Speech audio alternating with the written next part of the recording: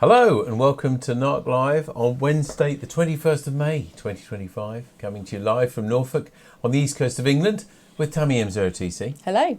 And me, David G7RP. Lovely to see you again. On tonight's show, we get an update on the latest propagation news with Carl, K9LA, live from the States. We find out more about details about what's happening this year on Radioactive 2025, coming very soon.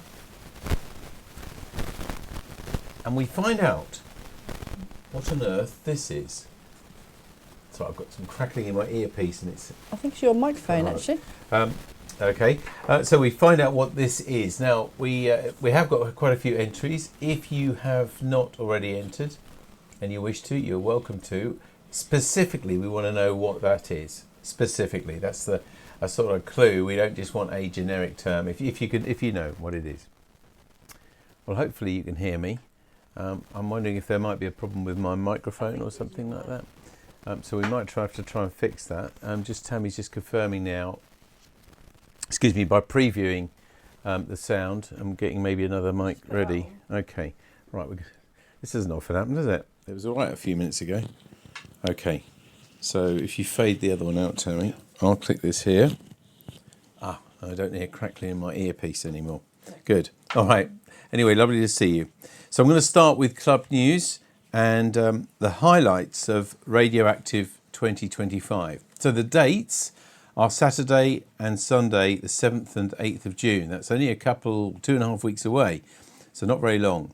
Thanks to those of you who responded to my calls for suggestions for kits and other things as well. I'm just going to go through some of the basics of what's going to be there. These pictures I think were from last year, but if you've never been, you're very, very welcome to come.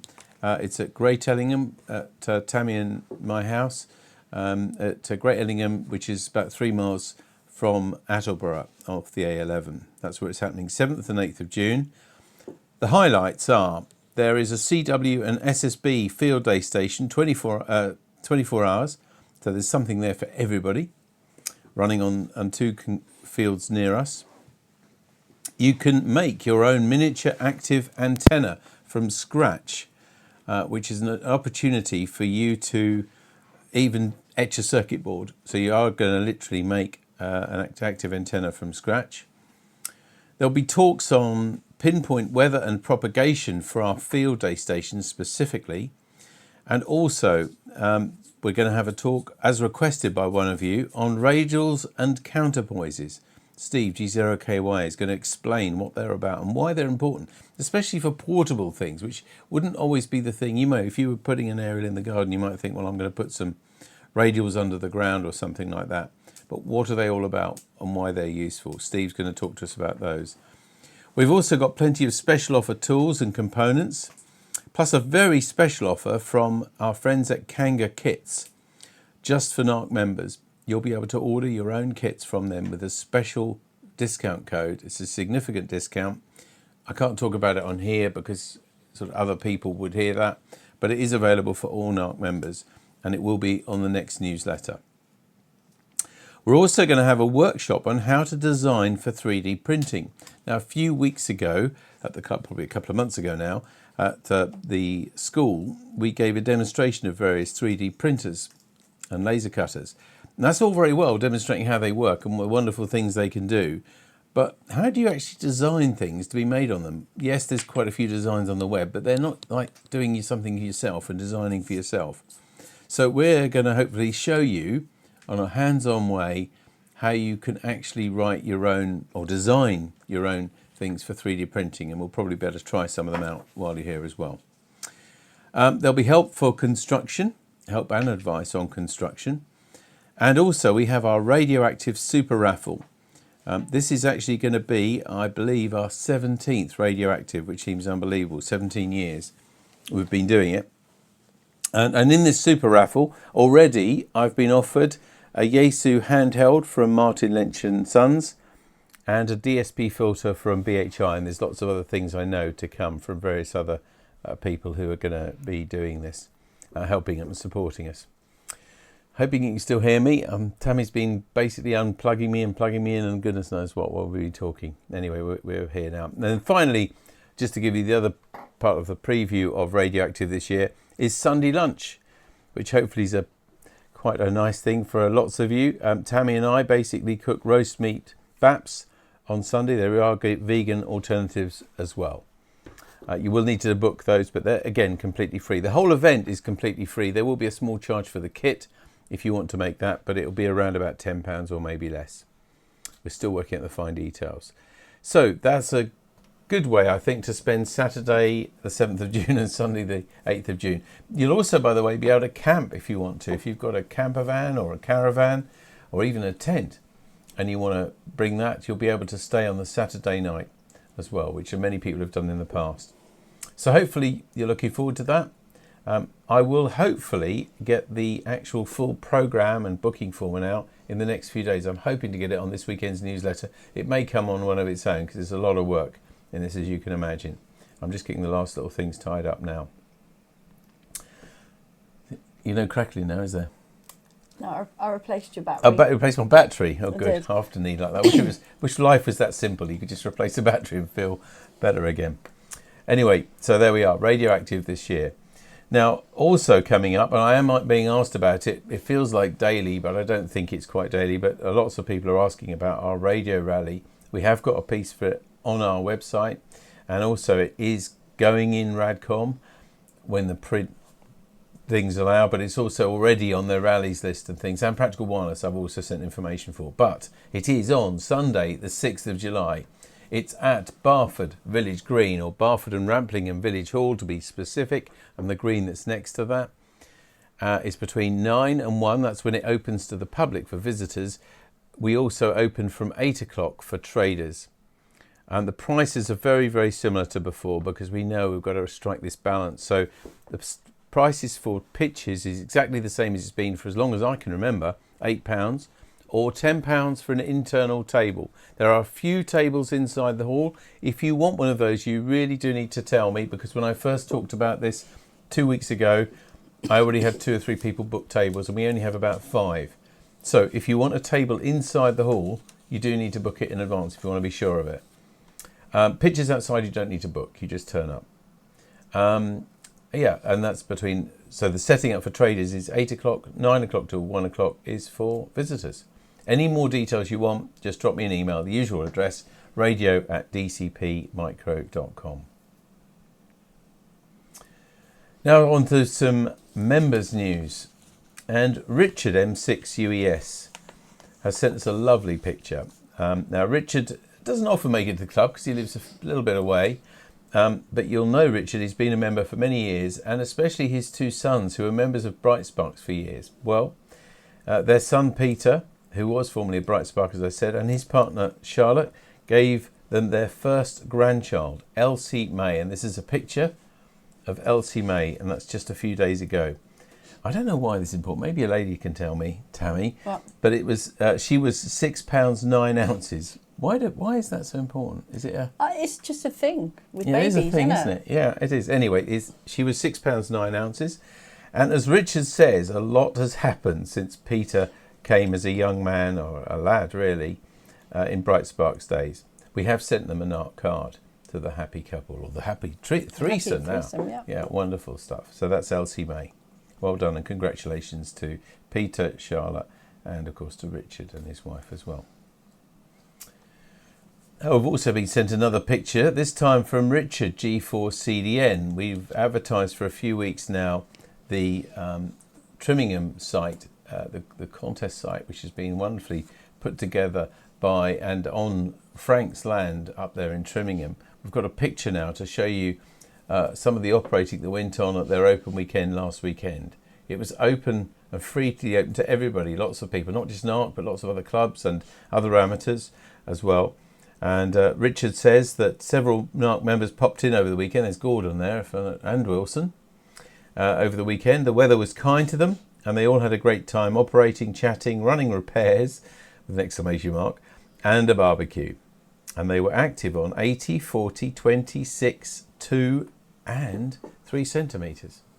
So well done to everybody there, and a special thanks to Frank for allowing this station to be put up there. It's a wonderful place to go, and he wants to make that freely available for any amateur to go and work. I think CB is as well, I believe. I think there's antennas and things there for them as well. So a wonderful resource in a very, very good spot on the coast there. Now we're going to be a little bit self-indulgent, because I think in the last couple of weeks we've shown you pictures of some birds being, born and fledging the nest and things like that. But we've got kind of an equivalent for ourselves now, haven't we, Tammy? We have, yeah. I'll let you talk over this. Yeah, well, basically, we have lots of cameras around, as we've told everyone before, and this is what we found on one of our cameras the other day. So we have a little baby bambino in the mix, which is lovely. We haven't actually seen it in real life yet, but the deers are always around, so it's really nice to know we've It's got lovely, isn't it? Little baby. It was 6:30 in the morning. That was it. It's in the walkway between our house and PM, DCP. PM, that was the evening. Oh, PM was it? Right, in the evening, yeah. Yeah. So wonderful. We were really chuffed to see that. We do check out our CCTV cameras and things like that, and sometimes they give us alerts. I thought that was a wonderful thing to see that the other day. And finally then, it's little people, but little people with a difference, because we normally go to that well-known website to have a look at that. But this time, Steve G3EVA sent us this, because he thought this would make a perfect little people for Tammy. It's very cool. This is so cool. They are real little people. See, that's how your circuit boards are made. It is. Is it really? Well, apparently so. That's really, really good, isn't it? It's cool, isn't it? So this was the little people, not for the first time, I think, not from that. This was from Facebook, actually. Thank you very much to Steve for copying it, and Tammy managed to work out a way of getting it on our system so that we could play it to you. But that is really wonderful, little people. I'm almost saying it in my sleep now, saying that miniature-calendar.com, because that's what I've been saying for 5 years. That's where we normally go to. But that is where we normally go. But anyway, that was a wonderful thing that we found on Facebook. So thanks very much, Steve, for sending that. So what have you been doing? We had a little bit of news, as you've seen from you, which is lovely to share with everybody. But as always, do let us know. Send us your emails to radio@dcpmicro.com. Send us all the news, pictures and things like that. We'd love to share them with you, and it's a great way for everybody to keep in touch with each other as well. Well, now we're going to go to our competition that we set 2 weeks ago, when we asked you, what on earth is this? And specifically, what is this? Here we go, quite a few entries. And we'll tell you at the end, well, the full marks will only go to a few people, let's just say that. So we start off with Bruce, G4KZT, who says, this week's What on Earth is a military marching compass. Steve, G3EVA, this week's item looks like a British Army compass. We had them when I attended Holt Hall School, where we did a lot of orienteering and map reading. Mike, G8EY, says, this is a World War II British Army Mark I compass. Magnetic officers for the use of, sir. Gordon even, G3PXT. It's a compass used to take bearings via wire in Lyddon Loop, I can't say. Used one when in Scouts. Have one somewhere. Mark 2E0YUU says, hi, that looks like a field compass to me. Mike G4THN, a prismatic marching compass as issued to army guys. I lost the insides of mine on Dartmoor and was just left with the case. Oh dear. It was not good news when leading a patrol 30 miles from camp. Indeed, yeah. Tom G8XQD says this is a magnetic compass used for direction finding. Tom's father, a fellow of the Royal Institution of Chartered Surveyors, used a very similar item. This one seems to be a military version. Tony M0TDK, the current mystery item seems to be a hand-bearing compass of sorts. Looks robust and oddly designed, so it's probably military, army rather than navy. Colin M0GMK says this week's What on Earth is a World War II era military issued marching compass, or as it properly says on the base, compass marching. It was used in the field to take bearings, to plot on a map, or to plot a course from a given bearing. Sighting is a line up through the slot in the mirror and luminous marks on the mirror and on the base plate and handle. Colin says that I've used one many years ago. No, not in World War II, he says, in capitals, an exclamation mark.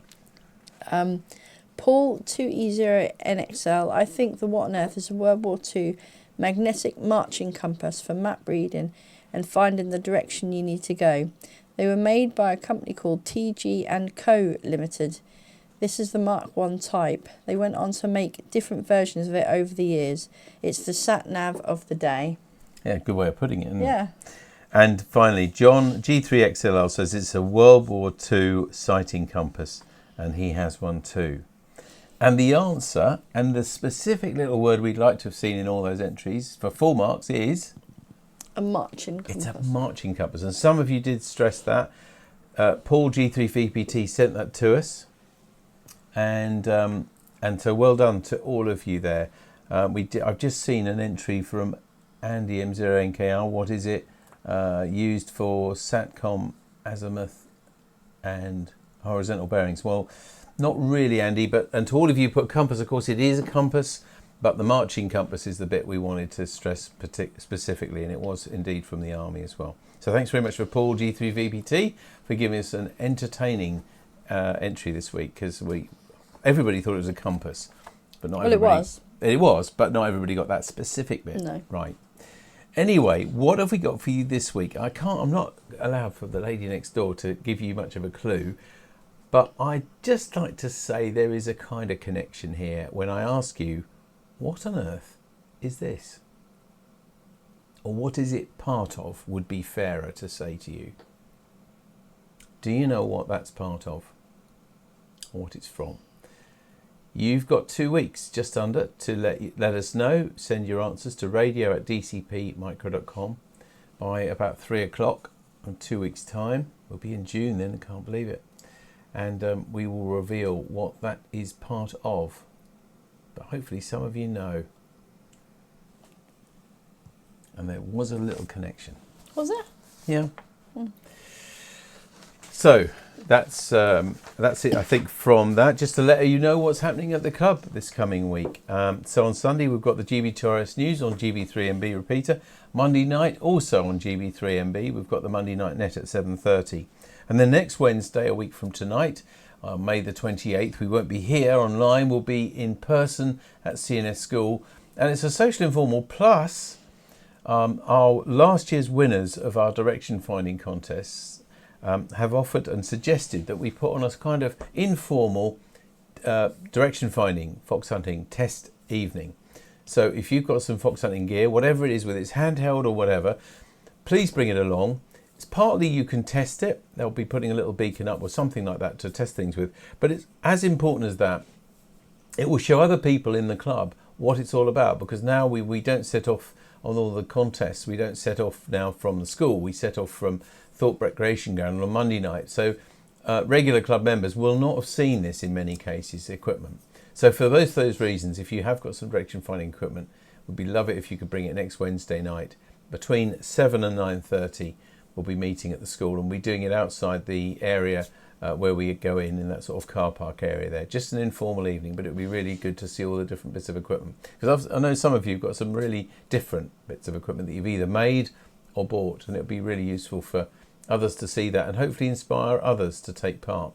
Because we start next month in June with the friendly fox hunt, followed in July by the trophy fox hunt. Okay, so that's what's happening next Wednesday at the club. And of course, as I said, we love to hear from you. Do keep in touch with all your emails and messages and photos. Send them to this address, radio@dcpmicro.com. And also, if you would like one of these cards sent to somebody who you feel will be cheered, just like we sent one to Peter and Charlotte this week, then all you need to do is send me the name and address where they're going to, and we'll add your name to ours and send this card to whoever you think would be cheered by it. So that's it from our main club news. And now it's a great pleasure to go over to someone who's been a real stalwart guest on this show for the last 5 years or so. Carl, K9LA, who's an expert of propagation. He told me just before we came on air that he's been to Data this year. He went there for a day, so that means he probably doesn't live too far away, certainly a lot further than us, a lot closer than us. He's here to give us an update on that all-important thing of propagation, because no matter what equipment we've got, no matter what aerials we've got up and everything else, we are still so reliant on propagation for finding out how far we can get our signals out and what best bands to use. So it's lovely to welcome back Carl, K9LA. Hello, Carl. Hey, David. Hi, Tammy. How are you guys doing? Pretty good? Yeah, lovely to see you again. Yeah, we're about a 2.5 hour drive from Dayton, so that makes it pretty easy to get there. Yes, And that does make a day trip viable, doesn't it? yeah, and as we get older, we just go for the day we think will be the best. So that's what we do. Okay, good. Well, thank you very much again for joining us tonight. And as always, to you at home, if you have any questions or comments or anything about propagation, particularly for Carl, as you know, and I know he wouldn't say this, but he's well renowned as an expert in propagation, then please do pop them on to BATC or Facebook and we'll read them to Carl at the end. But now, Carl, over to you. Okay, thank you very much. Well, tonight, I'm going to talk about solar cycles and longer cycles. My voice is kind of messed up, but oh well. And just good evening to the Norfolk Club. Carl, can I just ask you before you start, could you make your screen or the actual PowerPoint slide a bit bigger? Because we're seeing the whole thing at the moment, which we didn't before. We're just seeing a sort of. Yep. I think if you start the slideshow, I think we may think it may get better and bigger. There it goes. Oh, that's better. That's perfect. Thank you very much. Sorry to interrupt. Okay. So what we're going to talk about is last year's presentation back in February of 2024. And we'll take a look at what cycle 25 looked at back then. Then I'll give an update on cycle 25. And I'll talk about one of the other cycles of a solar cycle, a Gleisberg cycle.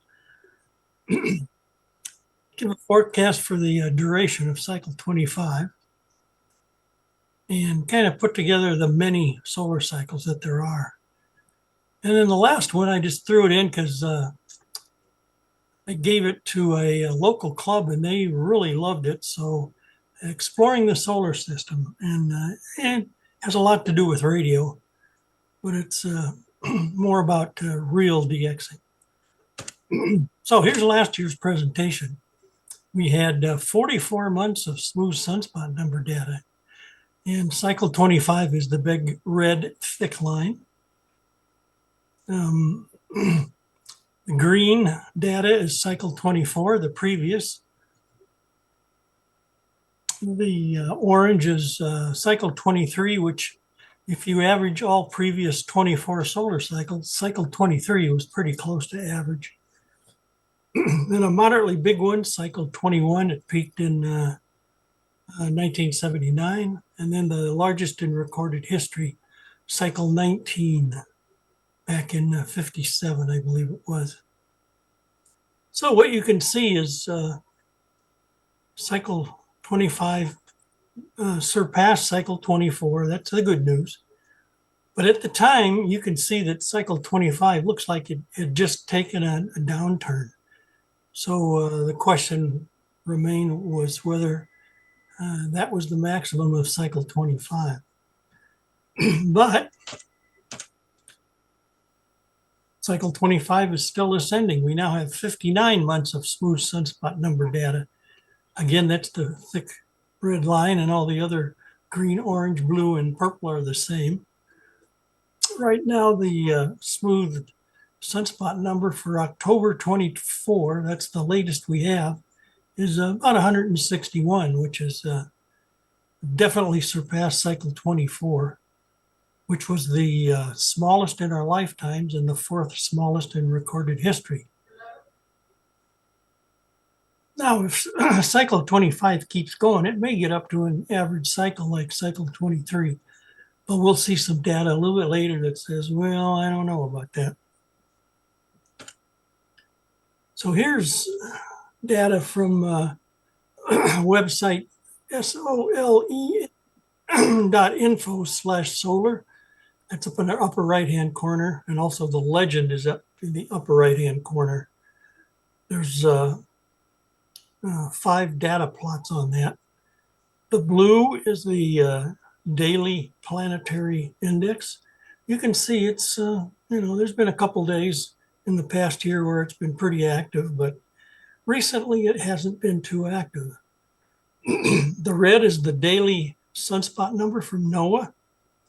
Of course, it's going to be very spiky since it's a daily number.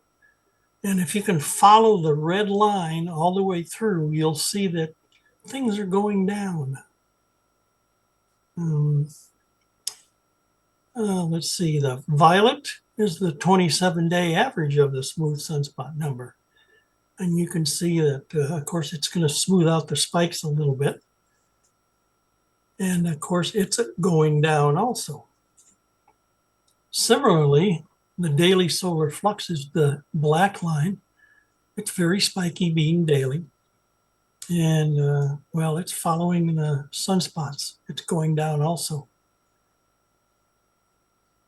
And the 81-day average of the 10.7 centimeter solar flux is that kind of brownish line. And it's just gone down after the past several months. So I think we're going to see cycle 25 decrease from the smooth sunspot number of 160.8 that we saw on the last slide. And I'm kind of the belief that cycle 25 only is going to have one peak, and we'll talk about that later.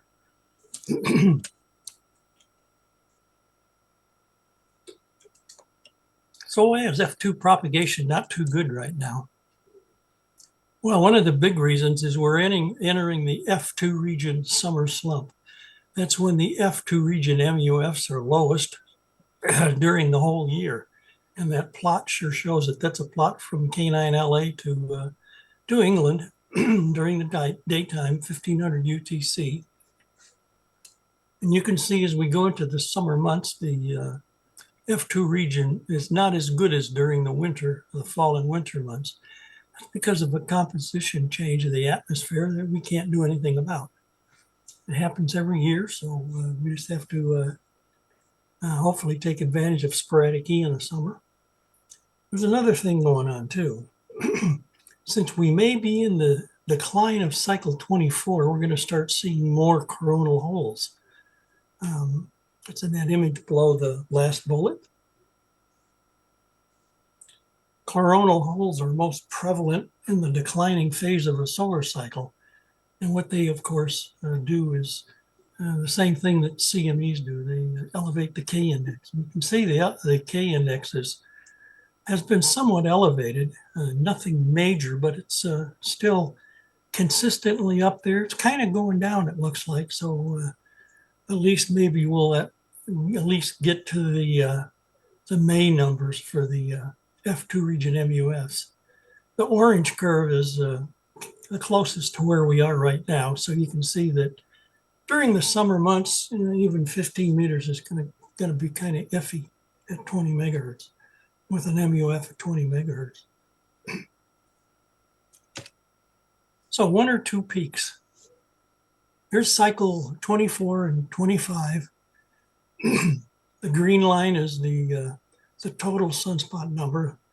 The blue line is the sunspots that emerged in the northern hemisphere. And the orange plot is the sunspots that emerged in the southern hemisphere. You can see why cycle 24 had 2 peaks.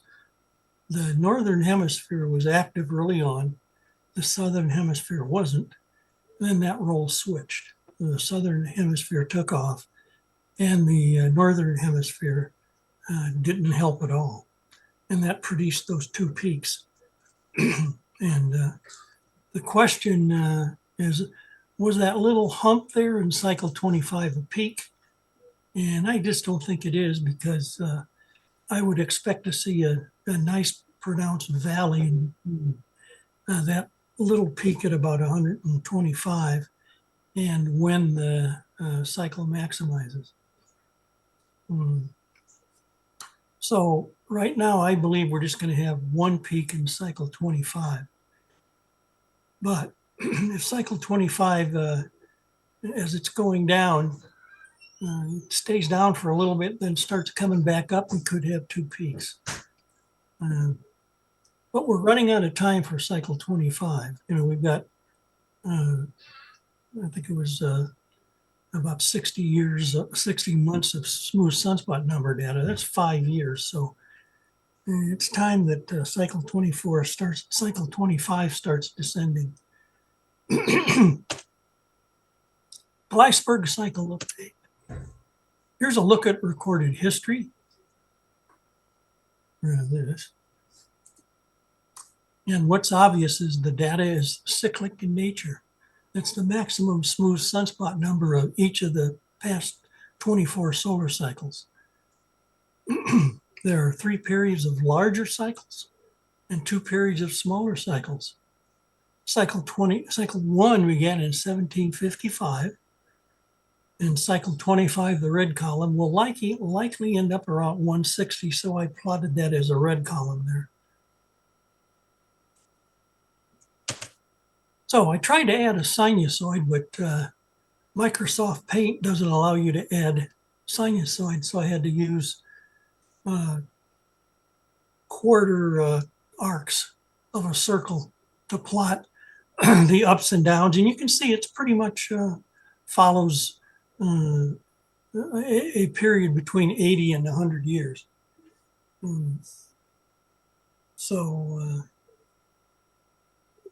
We're definitely at the bottom of the 3rd period of smaller cycles. And cycle 25 being kind of higher raises the question, is cycle 25 the real start of the 4th period of larger cycles? That would make that grand minimum period very small, or very short duration, not like the other ones where it lasted, the first one looks like it lasted 3 cycles. The next one lasted 3 or 4 or 5 cycles.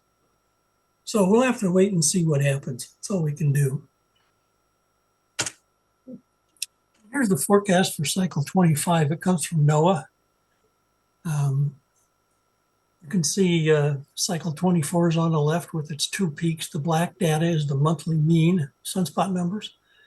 The thin purple curve is the smooth number. Also in red was the initial forecast in 2019 from NOAA for 24. And they missed it, that's for sure. Black is, again, the monthly mean in cycle 25, and the thin purple is a smooth sunspot number. We've certainly exceeded cycle 24. And there's their forecast for the decline of cycle 25, the real thick purple. And it kind of says that we're headed down right now. It kind of agrees with that other plot from solin.info.solar. So we'll, again, all we can do is wait and see, but I think that's what's going to happen. Okay. So we need a version 2 smooth sunspot number of around 100 for daily worldwide propagation on 15/12/10, mostly 10 meters. So it says we still should have great worldwide propagation through 2026. Hopefully that comes true. Now, if that forecast is correct, the probability of 6-meter propagation should start declining. That's unfortunate, but that's the way it goes. That's why sporadic E is important in the summer.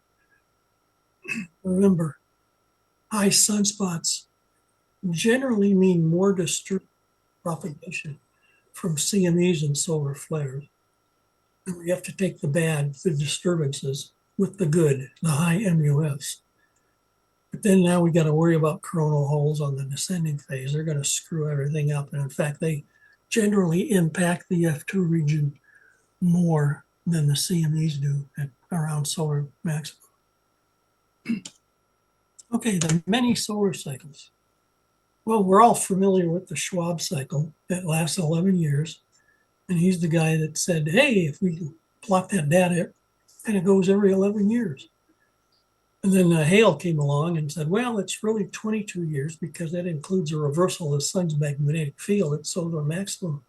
And that gets us back to the original configuration. Then there's the Gleisberg cycle. We saw that. There's an open access publication that talks about the Gleisberg cycle and why they think it has ended that second period of solar minimums. The Zeus de Vries cycle, every 200 years, and then the Hallstatt cycle, 21 to 2,500 years. I think it gets harder to really see those cycles because our data may not be that good back that far. But I guess there's must be some something to it because those two last ones, Zeus de Vries and Hallstatt, are pretty well acknowledged. And here's a picture of the whole grand solar minimums. What we see is the year AD and the change in carbon 14 in trees, in tree rings. When we're at solar minimum for a long time, that means more galactic cosmic rays get in. Yeah, and result in more carbon 14 being deposited in tree rings. So that's solar minimum. And you can see that's where those peaks are for the Oort minimum, the Wolf minimum, the Sporer minimum, the Maunder minimum, and the Dalton minimum. At solar maximum, the interplanetary the sun's magnetic field keeps those galactic cosmic rays out of our atmosphere, and they don't deposit much or quite a bit less. And that's where the negative delta 14C comes from. You can see cycle 19 way on the right. It's about a minus 25%. And you can see there on either side of the Oort grand minimum that there may have been a couple cycles that rivaled cycle 19. So we can also get carbon 14 data back to 1,000 before the common era, which is before AD. And unfortunately, I can't find any data after 2000 AD. That would be interesting to look at. And we can get similar results with beryllium-10 and ice cores. And they can go farther back in time because those ice cores can be pretty deep. And we can see what happened a long time ago. So here's this galactic cosmic rays. They are mostly very energetic protons. And when they hit our atmosphere, the result is a shower of many secondary particles. Carbon-14, beryllium-10, neutrons, and a lot more. We also count neutrons too.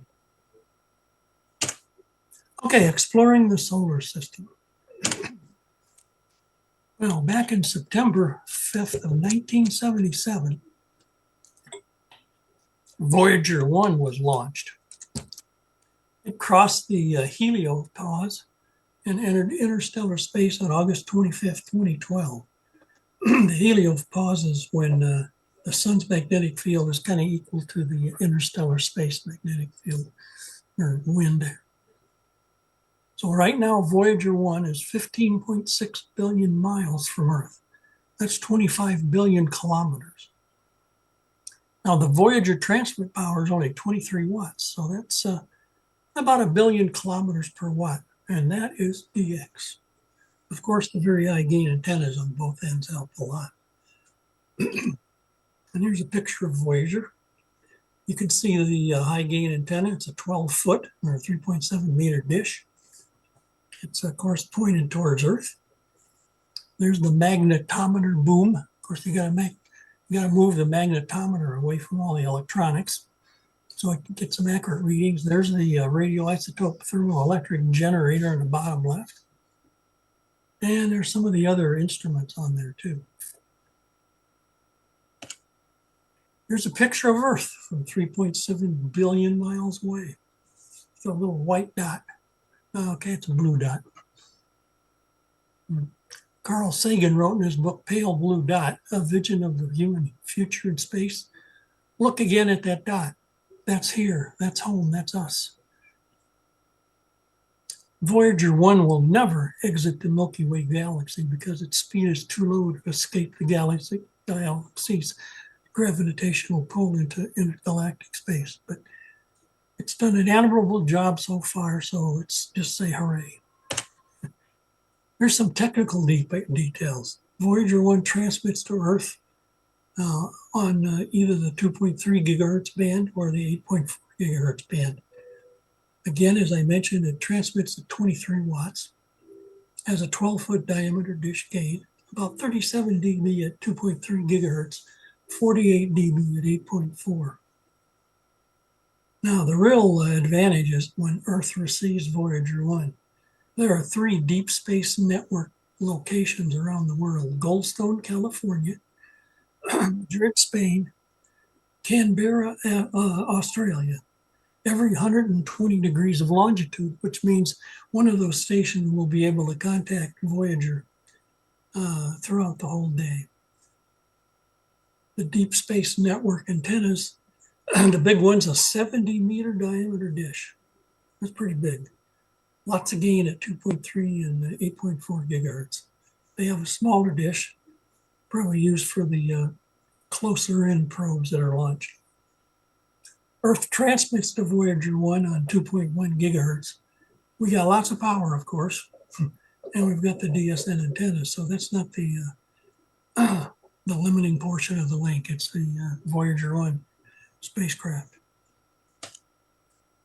Here's a picture of one of the 70-meter dishes on an American football field. Now, a soccer field is kind of similar, so it gives you an idea how big that thing is. Now, at 15.4 billion miles away, a radio signal from Voyager takes about 23 hours to reach Earth. So if you send a command to a Voyager, you got to wait 2 days to hopefully have an acknowledgement that the command went through. Its nuclear power source will likely be depleted in the mid-2030s, resulting in loss of communication. Now, Voyager 2 is about 6 years behind Voyager 1. It took a different path because it wanted to go by some other different planets. It's still operating and communicating well with Earth. It's about 21 billion kilometers from Earth. So Voyager 2 is following behind.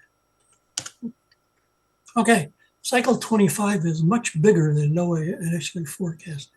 And that gave us some great propagation in the fall and winter months, and hopefully will continue this fall and winter and the fall of 2026.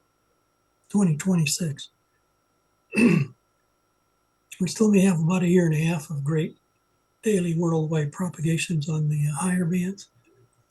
And just think about it. Someday in the far distant future, Voyager 1 and 2 may encounter something interesting, but who knows what that is. So David, Tammy, that's all I had. Any questions, I can hopefully try and answer them. I mean, it just doesn't seem 5 years. I think Tammy's just going to get us back here. It doesn't seem possible that it's been 5 years we've been doing these forecasts. And I know when we started, we were just talking about this thing called Cycle 25, which was coming up. And now it sort of seems, if just summarising what you've said there, you know, that we might be now seeing the tail end. Is that what you personally, because I know there are a lot of different theories, as indeed you started with. Is that your feeling now that we are just on the tip and we're just starting to see it go down? It sure looks like what the data are saying so far. But again, the best thing to say is let's just wait and see what happens. Yeah, I guess. And looking back at those other waveforms when you were drawing that sinusoidal, I mean, it does seem to fall into that pattern that we're now kind of just getting on the tail end of things. So anyway, as always at home, if you have any questions or thoughts or comments on this, please enter them right now. I don't think we quite expected you to finish just now, so that may have caught some people on the hop. Carl, which is fine. And we're to hopefully people, if they've got anything to say on it. I mean, is there? I know that your specialist subject, as it were, is propagation. But are there any ways that we can, as amateurs, mitigate some of these things and make them last a little bit longer? Any suggestions or tips generally? Well, of course, more power might help. Lower elevation angles. Of course, when the elevation angle is lower, the MUF is higher. So that may help. But it's about all I can think we can do. And just take advantage of sporadic in the summer. Yes. And realize that sometimes if there's a moderate spike in the K index, that could result in an enhanced F2 region for a little bit. So that's another thing to do. But other than that, the F2 region is pretty dynamic, and I bet you there's lots of things we don't understand about it at the moment that could help if we were more observant. And of course, FT8 is giving us a lot more information, more in-depth information than our legacy CW and sideband data. Yep. I mean, maybe this is obviously, we all know that when things were down, then things like FT8 and things were the saviors of this hobby in some ways, because although not everybody agrees with them, they were there as a safety net and something that we could almost certainly get some kind of communication going with one of those new digital modes where we couldn't use any of the traditional modes. But I mean, another message might be now, make the most of these bands while they're here. If we are at the top and we're just coming over the other side, then make the most of it, yeah? Yeah, use FT8 and some of the WhisperNet and all that stuff. That they offer a great advantage. And remember, FT8 come on board in about mid-2017, and it made, that was about solar minimum. That made that solar minimum the most active in history, that solar minimum on the higher bands. Of course, it's continued now that we still have FT8. We have, like I mentioned, WhisperNet. It's amazing what those can do. Yeah, it is. But as I said, maybe this is a good time, though, just to make the most of those other traditional modes, because we might be able to carry on using WhisperNet and FT8 and things when those have kind of disappeared because of the conditions. I've got a question here from Steve G0KYA, who asks if you're coming to the RSGB convention this year. Hi, Steve. How you doing? Good to hear from you. I don't know. We'll have to wait and see what happens. I don't. Maybe I mentioned it last year. We adopted a litter of 7 kitties, so we got cats everywhere, and it can be a hassle to leave the house, because then we have to pay a vet tech to take care of them twice a day. So we'll have to wait and see what happens. I'd sure love to come though, Steve. Yeah, well, we'll have to see. I know that the RSGB have actually just announced in the last few days a new convention chair. So I guess his first job will be getting in under his feet under the table and making those bookings and things as well, if that hasn't already been started as well. I don't think we've got any other questions actually. And or comments. Another thing, I'm getting old. I'll be 78 in August, and Wow. quite younger. So it looks like he's going to have to take over pretty soon. Take that as an invitation then, Steve. Yeah. All right. Well, Carl, I don't see any other questions or anything else on here, but I really thank you once again for giving your time, coming to give us a presentation and sharing that wisdom. And although I look forward to seeing you next time, let's hope for maybe you're in the nicest possible way proven wrong, and we've got a bit more of that peak to go. Thank you very much for joining us today, Carl, K9LA. Thank you. Okay, bye-bye. Bye-bye. I'm going to exit stop share here first. Hopefully. Okay, thank you very much, Carl. Okay. Thank you. There we are. A fairly brief update there, but, as he says, we've been predicting it for years, and we've kind of been right, I think, from when he first came on. And as I said, probably the message for us all now is make the most of it while it's here. Because if he's right, and many of his colleagues are right, we're kind of tailing off now. And actually, I should just had a little bit of a note here because, of course, there's been a lot of new amateurs come into the hobby in the last few years, and we should reassure you that it's not just going to completely die or anything like that, but these cycles, you know, they do happen, and they've been happening as Carl just showed on those slides for many, many years. So, you know, we're on the peak of a cycle now, and we won't always be able to use all of those modes on all of those bands, and particularly things like voice modes and things where you need a reasonable signal and things to get out there. You know, make the most of those bands now, because in a few years' time we'll be down in the lower part of the cycle again, and we'll be limited to which modes we can use and which bands we can use. We've obviously got our own expert, Steve G0KYA, who was just messaging us there, who's the chair of the Propagation Studies Committee of the RSGB this year, and he can give us some updates as well. But we've been coming to Carl every year for this update because he really does know his stuff and is in touch with a lot of the other people around the world, including Steve, for an update. So a slightly earlier finish to NARC Live tonight. So just to remind you again what's happening at the club this week. On Sunday it's 7 o'clock, it's the GB2RS News on GB3MB. Monday night also on that repeater. We've got the Monday Night Net at 7:30, and then next Wednesday, May the 28th, it's a kind of social informal for everybody, but also for those of you who are interested in fox hunting, whether you're a regular take part in those direction finding competitions, or you're interested in them, want to see what's involved, then hopefully you'll bring along your equipment and share it with others, and maybe we'll get a few more teams taking part this year. And please keep in touch with your stories, your photos and everything else.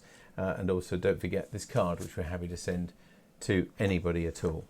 So that's it from NARC Live for this week. Thank you for joining us. From Tammy M0TC. Bye-bye. And from me, David G7ERP. Lovely to see you. Take care of yourselves. Bye-bye.